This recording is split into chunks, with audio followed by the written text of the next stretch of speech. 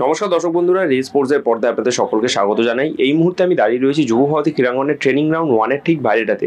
আপনারা জানেন যে আগামী 14 তারিখ ইস্টবেঙ্গল মুখোমুখি হতে চলেছে আইএফএ শিল্ডের দ্বিতীয় ম্যাচে নামধারী এফসির বিরুদ্ধে, এবং সেই ম্যাচের জন্য আপনারা আমাদের রেস স্পোর্টসের পর্দায় ইতিমধ্যেই দেখেছেন যে গতকাল থেকে কিন্তু ইস্টবেঙ্গল দল তারা অনুশীলনে নেমে পড়েছিল। তবে গতকাল আমরা আপনাদেরকে যেই বিষয়টা জানিয়েছিলাম যে গতকাল ইস্টবেঙ্গল দলের অনুশীলনে কিন্তু খুব বেশি হাই ইন্টেন্সিটি অনুশীলন হয়নি। আমরা যেটা গতকাল দেখেছিলাম যে রাজারহাটে ন্যাশনাল সেন্টার অফ এক্সিলেন্সে ইস্টবেঙ্গল অনুশীলন করেছিল একেবারে হালকা মেজাজে। যেহেতু কিছুদিন আগে ইস্টবেঙ্গল প্রথম ম্যাচটা খেলেছিল সিডনি ডেকানের বিরুদ্ধে 400 গোলে বড় ব্যবধানে জয় পেয়েছিল, সে কারণে ছুটি কাটিয়ে মূলত গতকালকে অনুশীলনটা ছিল হালকা একটা মেজাজে অনুশীলন, ফুটবলারদেরকে হালকা অনুশীলন করানো। তবে আজকে অনুশীলনে কিন্তু পুরো দমেই আমরা দেখতে পেলাম প্রত্যেকটা ইস্টবেঙ্গল ফুটবলার তারা কিন্তু অনুশীলন করলেন, এবং আজকের অনুশীলনটা ছিল পুরোপুরি ক্লোজ ডোর অনুশীলন, যেই কারণে অনুশীলন দেখার অনুমতি কিন্তু খুব বেশি আমাদের ছিল না। তবে বাইরে থেকে অনুশীলন দেখে আমরা যে জিনিসটা বুঝলাম, একেবারে কিন্তু অ্যাটাকিং মাইন্ডসেট নিয়েই অস্কার ব্রুজন তিনি তার দলকে অনুশীলন করাচ্ছেন। প্রথমে বেশ কিছুক্ষণ আমরা দেখতে পেরেছিলাম দলের প্রত্যেকটা ফুটবলারকে নিয়ে ফিজিক্যাল ট্রেনিং যেরকমটা হয়ে থাকে প্রত্যেক দিনের অনুশীলনের আগে, যে ফুটবলারদেরকে নিয়ে জোর কদমে বেশ কিছুক্ষণ ফিজিক্যাল ট্রেনিং, তারপরে হালকা বল পায় পাসিংয়ের অনুশীলন, এবং তারপরেই মূলত দুটো দলে ভাগ করে কিন্তু অ্যাটাকিং অনুশীলন শুরু করেন অস্কার ব্রুজন। এবং বাইরে থেকে দাঁড়িয়ে অনুশীলন দেখে যেটুখানি বোঝা গিয়েছে যে আগামী নামধারী এফসির বিরুদ্ধে আইএফএ শিল্ডের দ্বিতীয় ম্যাচটা যখন ইস্টবেঙ্গল খেলতে নামবে, সেই দলে কিন্তু একাধিক পরিবর্তন আসতে চলেছে, এমনটাই কিন্তু আজকে অনুশীলনটা দেখে বোঝা গেছে। তবে পরিবর্তন যাই আসুক না কেন, অস্কার ব্রুজন কিন্তু একেবারেই অ্যাটাকিং ফুটবল থেকে সরছেন না।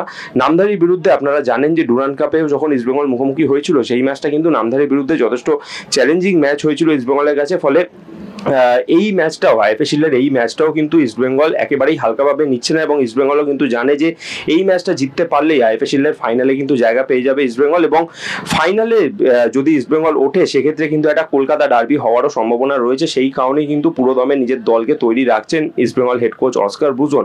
এরই পাশাপাশি আপনারা দেখেছিলেন গতকাল ইস্টবেঙ্গল অনুশীলনে যোগ দিয়েছিলেন ইস্টবেঙ্গলের নবাগত জাপানি ফরওয়ার্ড হিরোশি ইবুসুক, এবং গতকালকে অনুশীলনে আমরা আপনাদেরকে যেটা জানিয়েছিলাম যে হিরোশি কিন্তু গতকাল খুব বেশি হাই ইন্টেন্সিটি অনুশীলন তিনি করেননি, তাকে অস্কার ব্রুজন একেবারে হালকা অনুশীলনই করিয়েছিলেন, মূলত কলকাতার আবহাওয়ার সঙ্গে মানিয়ে নেওয়া এবং দলের প্রত্যেকটা ফুটবলারের সঙ্গে আলাপ আলোচনা সারিয়ে একটু দলের সঙ্গে অনুশীলন তাকে করিয়েছিলেন অস্কার ব্রুজন, যেখানে আমরা দেখেছিলাম যে হালকা বল পায় পাসিং এবং শেষের দিকে কিছুক্ষণ শুটিংয়ের অনুশীলন তিনি করেছিলেন, এবং বেশ কিছু গোল তাকে করতে দেখা গিয়েছিল গতকালের অনুশীলনে। তবে আজকে অনুশীলনে আমরা যে জিনিসটা দেখতে পেলাম, অস্কার ব্রুজন হিরোশি ইবুসুকিকে নিয়ে কিন্তু পুরো দমেই দলের সঙ্গে অনুশীলন করালেন। যখন দুটো দলে ভাগ করে অনুশীলন হচ্ছে, আমরা কিন্তু সেই সময় দেখতে পেলাম হিরোশি ইবুসুকি প্রথম থেকেই কিন্তু তিনি দলের সঙ্গে পুরো দমে চুটিয়ে অনুশীলন করছেন, আক্রমণ ভাগে খেলছেন, এবং বল ধরা থেকে শুরু করে শুটিং করা সমস্ত কিছুই কিন্তু তিনি করছেন, এবং একেবারে হিরোশি ইবুসুকিকে কিন্তু তৈরি করে নিচ্ছেন অস্কার ব্রুজন। তবে আগামী নামধারী এফসির বিরুদ্ধে কতটা তিনি হিরোশি ইবুসুকিকে সুযোগ দেবেন সেটা কিন্তু এখনো দেখবার বিষয়। তবে এখনই কিন্তু তৈরি রাখছেন তাকে, যদি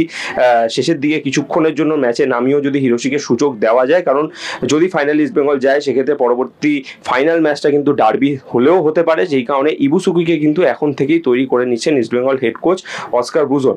এছাড়া গতকালও আমরা আপনাদেরকে যে বিষয়টা জানিয়েছিলাম যে ইস্টবেঙ্গল দলের দুই ফুটবলার প্রভাত লাকড়া এবং রামসাঙ্গা তারা সাইড লাইনেই ছিলেন, এবং সেই মতো আমরা আজকেও দেখতে পেলাম যে এই দুই ফুটবলার সাইড লাইনে রয়েছেন। তবে গতকাল যেই বিষয়টা আমরা আপনাদেরকে জানিয়েছিলাম যে সল ক্রেসপো তিনি গতকালও অনুশীলন করেননি, তিনি মূলত সাইড লাইনে ছিলেন। তবে আজকে যেহেতু অনুশীলনটা ক্লোজ ডোর ছিল, সেই কারণে খুব বেশি আমরা কিন্তু দেখতে পাইনি। তবে সল ক্রেসপোর কিন্তু ইনজুরি কোনো আপডেট নেই, তিনি কিন্তু পুরোপুরি সুস্থই রয়েছেন। তবে দলের সঙ্গে অনুশীলন করেছেন কিনা সেটা কিন্তু পুরোপুরিভাবে জানা যায়নি। তবে আমরা সেই বিষয়ে যদি জানতে পারি অবশ্যই আপনাদের সামনে সেই বিষয়টাকে আমরা তুলে ধরবো। এছাড়া কিন্তু বাকি ইস্টবেঙ্গল দল জোর কদমেই আগামী নামধারী ম্যাচের জন্য অনুশীলন করেছে, এবং পুরোপুরিভাবে কিন্তু দলকে তৈরিও রাখছেন East Bengal head coach Oscar Bruzon. চলুন দেখে নেওয়া যাক ইস্টবেঙ্গল অনুশীলনে ফুটবলাররা যখন এলেন সেই সময়কার টুকরো কিছু মুহূর্ত রেস স্পোর্টসের পর্দায়।